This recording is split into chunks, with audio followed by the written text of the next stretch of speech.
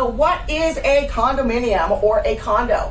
So first off, it is attached housing, okay? So what we're gonna talk about here is not to be confused with Hawaii's CPR regime or horizontal detached condo regime. What we are talking about here is attached housing, the traditional condominium or townhomes where the walls are touching each other, right? That is generally what we will ask when someone comes to us with a property and they say, hey, I've got this property, and one of the first things we will ask is, are any of the walls touching anybody else's walls?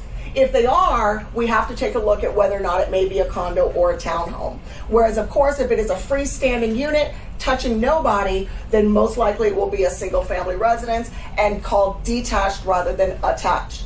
So a condominium is an individually owned residential unit in a complex or building of like units, right? And that's really important that it is of like units. So when we have an appraisal done, generally what the appraiser is going to do is try to look for comparables inside that building first, right? And then after that, he's going to go outside the building 1 mile radius within 6 months of age. Those are the appraisal rules.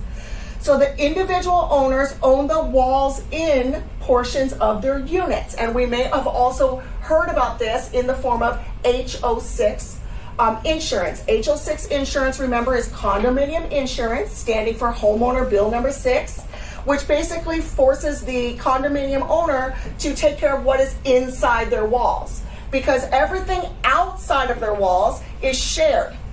Just like David Polk mentioned, the common spaces, the amenities, the resources with the other owners.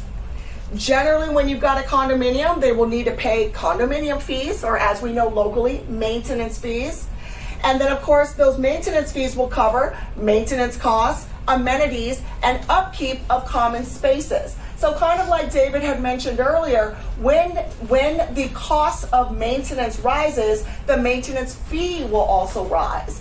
And a lot of times as a homeowner, when you are searching and shopping for your properties, if you are walking around the building and there are waterfalls everywhere and pools and jacuzzis and glass elevators, you can most likely assume your maintenance fee is going to be much higher than a 2-story walk-up, right? So the fancier the building, the more amenities, things like that, that's going to be expensive.